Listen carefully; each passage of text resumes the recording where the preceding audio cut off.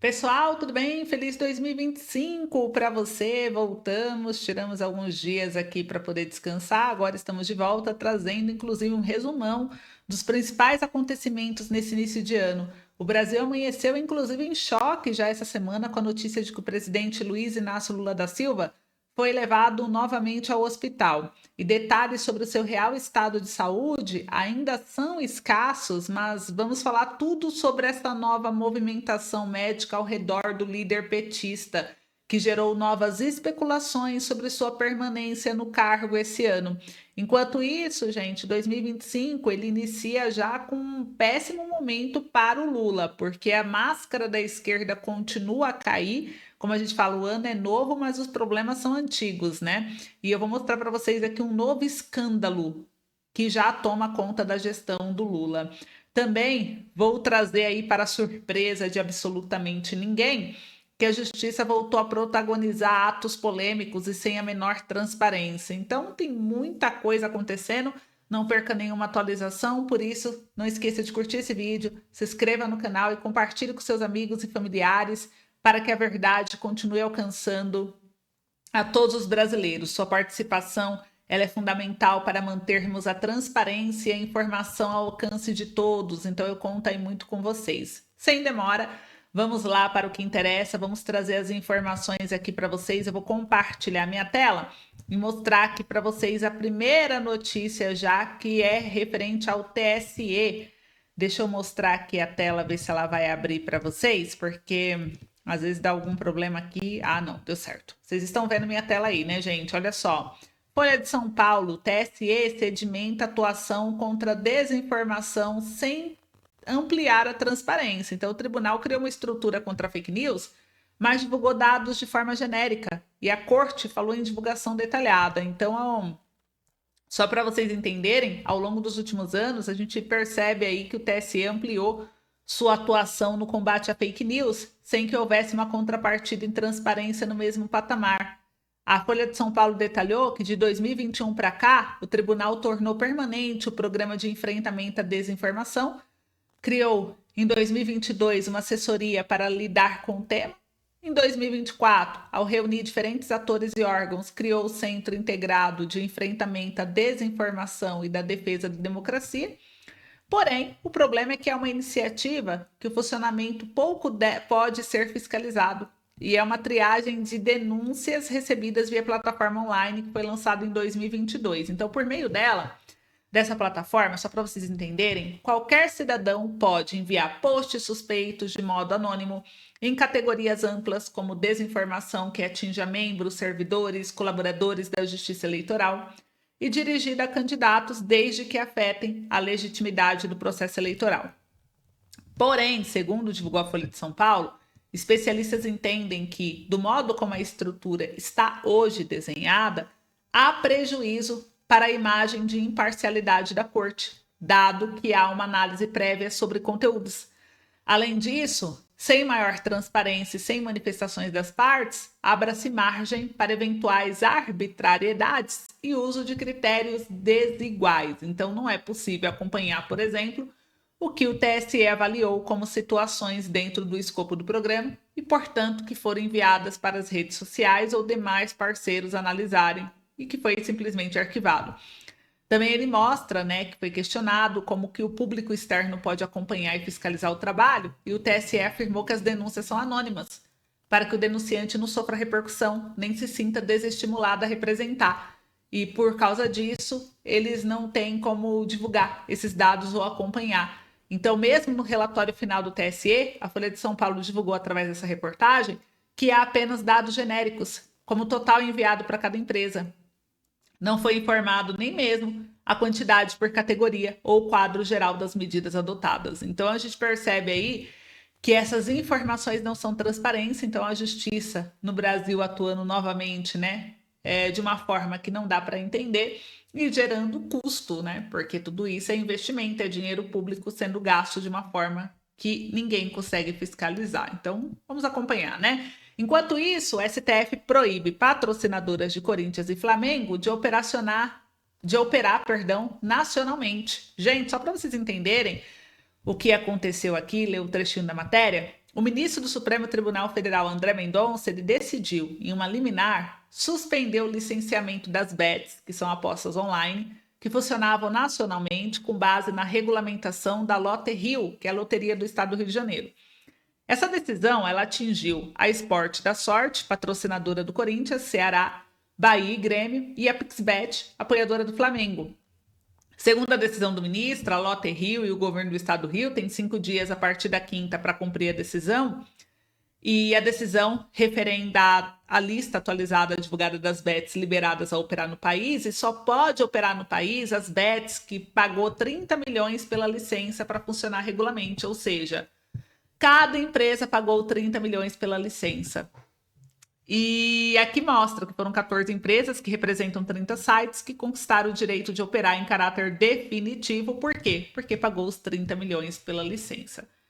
As que não pagaram, as que estavam através da Lotte Rio, como vocês viram, foram proibidas de atuar, porque tem que pagar de forma individual. E isso levanta um assunto bem sério e polêmico que eu quero refletir aqui com vocês e que é importante falarmos desse assunto, né, gente? Porque quando a gente olha o que está acontecendo, quando a gente observa aqui, né, o governo Lula e o STF protegendo interesses ao invés da população, essa decisão de proibir a operação da Esporte da Sorte, patrocinadora de times como Corinthians, Flamengo, com base na licença da Lotte Rio, levanta sérias dúvidas sobre as reais intenções do governo e do STF, como eles trabalham em conjunto.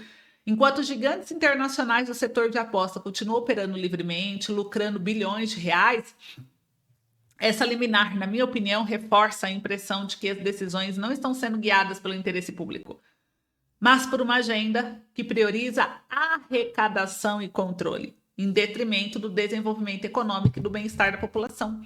Então, o Brasil ele vive uma explosão no mercado de apostas esportivas, um setor que gera bilhões de reais em receita, cria também milhares de empregos diretos e indiretos, mas, no entanto, ao invés de regular o setor de uma forma justa, promovendo transparência e segurança jurídica, protegendo o consumidor, né, que muitas vezes pode ser enganado, o governo e o STF parecem focados em sufocar iniciativas legítimas, enquanto permite que grandes empresas estrangeiras continuem operando sem qualquer dificuldade, basta pagar 30 milhões de reais.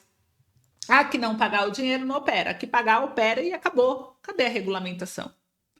Por que apenas algumas empresas são alvos de decisões tão severas enquanto outras continuam intocáveis? Qual é a verdadeira motivação por trás da decisão que claramente prejudica uma empresa que patrocina 2 dos maiores clubes do país? Então, essa proibição direcionada a Esportes da Sorte levantou essas questões fundamentais, né? Essa narrativa de defender o interesse público não se sustenta, porque o que a gente percebe é uma tentativa de centralizar controle e garantir que os lucros gerados por esse mercado sejam monopolizados pelo governo ou repassados para entidades favorecidas. Então, o governo Lula tem sido um grande defensor de arrecadação massiva de impostos, mas parece ignorar a necessidade de criar um ambiente equilibrado e justo para empresas que investem também no Brasil de uma forma eficaz e protegendo o que mais importa, que é o povo brasileiro, né? Então, continuaremos testemunhando decisões que colocam interesses políticos e financeiros acima do interesse público e, na minha opinião, essa é uma delas. Comenta aí o que você acha. Enquanto isso, para uma terceira notícia que também indignou bastante a gente, que é em relação ao novo vírus. Sinal de alerta, né, gente? Olha só. O metapneumovírus humano, HMPV, é um vírus respiratório frequentemente comparado ao Covid-19, devido aos seus sintomas e métodos de transmissão. Ele está se espalhando pela Ásia, levantando sérias preocupações de saúde. O vírus, que afeta principalmente crianças, mas pode infectar pessoas de todas as idades, tem visto um aumento no número de casos, especialmente no norte da China, o que levou a um monitoramento rigoroso em toda a região. E aqui então mostra, gente, que o HMPV ele vem se espalhando rapidamente na China, na Ásia, países que o Lula aí tem grande interesse, né, em parceria, inclusive fechou acordo recente. E a nossa preocupação aqui fica com a questão da saúde pública, né, sobre a negligência, sobre a inércia do Lula e do governo petista frente ao novo vírus. Isso é um alerta ignorado. Essa chegada de novos desafios à saúde global exige respostas rápidas, coordenadas e baseadas em ciência. Então, o surgimento desse HMPV, já se espalhando rapidamente pela Ásia, deveria ser tratado como uma prioridade pelas autoridades brasileiras. No entanto, o governo Lula e sua administração petista, mais uma vez, demonstram uma preocupante negligência ao ignorar sinais de alerta e falhar em propor medidas preventivas. Então, essa atitude passiva não só põe em risco a saúde da população, mas também repete erros que já deveriam ter sido superados após as lições da pandemia da Covid-19.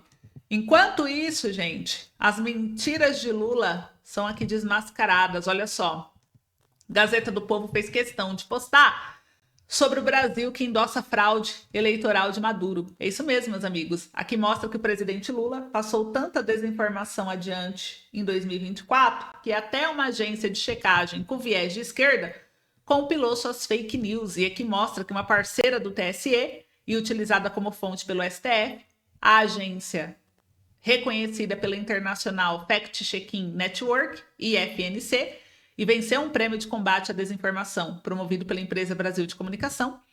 O material é tão interessante que resolveu destrinchar um pouco mais sobre o tema. Então ele trouxe que eles confirmaram, inclusive que Giovânia Maria de Oliveira, embaixadora do Brasil na Venezuela, estará na posse de Nicolás Maduro. Então o jornal expôs que esse é o reconhecimento do resultado das eleições do país, apesar da comprovação de fraude generalizada no pleito. A informação foi confirmada por fontes do Itamaraty, consultadas pela Gazeta do Povo. Elas também indicaram que Lula não deve ir à posse de Trump. Então, gente, aqui mostra ainda uma opinião da Gazeta. Se um governo não reconhece o resultado de uma eleição em outro país, ele não envia representante nenhum à pretensa posse do autoproclamado vencedor. Se o faz, é porque, no fim das contas, reconhece o resultado. Lula agora faz esse reconhecimento com Maduro. Então, gente, mais uma bomba polêmica. O Lula reconhecendo o resultado de Maduro nas eleições ao enviar um representante. Então, olha aí mais um erro, né? Ele está protegendo aí interesses ao invés da população mais uma vez. A gente percebe as mentiras de Lula e o endosso à fraude eleitoral na Venezuela. Essa postura levanta questões alarmantes sobre os princípios que deveriam nortear a diplomacia brasileira. Ao enviar um representante para prestigiar as eleições de Nicolás Maduro, marcadas aí por acusações de fraude, repressão, falta de transparência, Lula demonstra um alinhamento que não apenas compromete a imagem do Brasil, mas também escancara contradições em seu discurso democrático. Então a gente percebe aí, né, que a participação não é apenas um erro estratégico, mas uma traição aos valores que milhões de brasileiros acreditam. Lula tenta justificar seu posicionamento com o discurso sobre respeito à soberania. A realidade é que ele está validando um regime que oprime seu povo e desrespeita os princípios mais básicos de uma eleição justa. Esse episódio serve como um alerta. O discurso de Lula sobre democracia e liberdade tem se mostrado vazio, uma fachada conveniente para um projeto de poder que parece ignorar os reais valores democráticos quando lhe é conveniente. Então, precisamos de líderes coerentes, que respeitem e promovam democracia em todos os lugares, não apenas quando é politicamente conveniente. Ao endossar Maduro, Lula traiu não só o povo venezuelano, mas também os brasileiros que esperam mais de sua liderança e luta por uma democracia justa. Agora vou trazer uma outra informação aqui que também pegou fogo. Enquanto isso, né, a gente inicia o ano com muita polêmica. Vamos falar da saúde de Lula. Vamos trazer aqui para vocês, eu vou compartilhar a tela, porque o Brasil amanheceu em choque com a notícia do Lula que retornou ao hospital. E vamos trazer alguns detalhes sobre o seu real estado de saúde, que, como eu disse no início do vídeo, ainda são escassos, mas teve uma movimentação médica estranha ao redor do petista, que gerou novas especulações sobre sua permanência no cargo esse ano. Eu vou compartilhar minha tela aqui com vocês, olha só. Lula retorna ao hospital para exames e teve um novo boletim médico. Então aqui mostrou que o Lula, de 79 anos, passou por mais uma tomografia de controle. O exame foi realizado no Hospital Sírio-Libanês em Brasília. Os resultados apontaram melhora do quadro. Segundo o boletim médico, o resultado reforça a melhora importante em relação ao quadro inicial e é condizente com o ótimo estado de saúde do presidente, que segue sob acompanhamento da equipe médica liderada pelo Roberto Calil e também Ana Helena Germoglio. Isso é o que diz o boletim. Então, a tomografia foi feita 3 semanas após o Lula passar por uma cirurgia de emergência na cabeça. Ele foi operado para drenar uma hemorragia intracraniana, sangramento interno na cabeça, em decorrência da queda que ele sofreu no Palácio da Alvorada em 19 de outubro. E então esse último boletim que foi aqui revelado, gente, mostra que ele está em ótimo estado de saúde.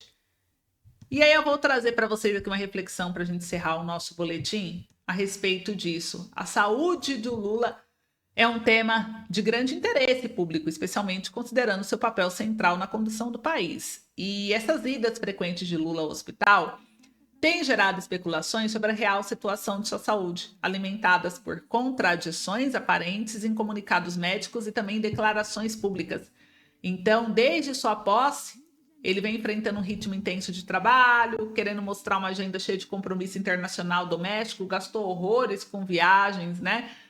Tanto que foi criado até o site Janjômetro, por causa dos gastos também da primeira-dama. No entanto, toda essa necessidade e urgência de mostrar muito trabalho, muita energia, gerou algumas especulações em relação ao real estado de saúde do Lula. Esses boletins médicos emitidos apontam que avaliações regulares e procedimentos preventivos.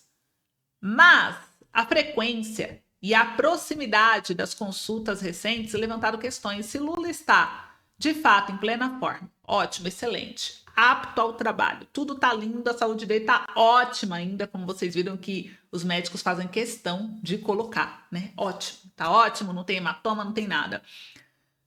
Por que a necessidade de retornar ao hospital em intervalos tão curtos? Será que há alguma condição subjacente que não está sendo completamente divulgada? Ou é apenas um reflexo de um cuidado excessivamente preventivo? E a contradição surge principalmente nas declarações oficiais, porque enquanto assessores e porta-vozes reiteram que o presidente está em ótima saúde, que os exames são de rotina, algumas fontes apontam que não é bem isso. Inclusive, tentaram negar de qualquer forma que ele havia sido internado no dia da primeira cirurgia. Então, por quê, né?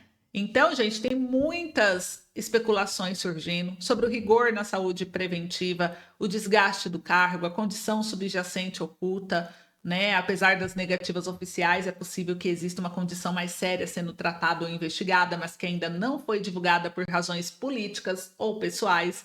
A comunicação deficiente, essa falta de clareza nos boletins médicos também pode ser apenas uma falha de comunicação, sem necessariamente indicar algo grave, mas isso impacta tanto o mercado financeiro quanto a estabilidade política e nós precisamos de transparência. Portanto, é essencial para dissipar dúvidas e evitar a disseminação de teorias de conspiração.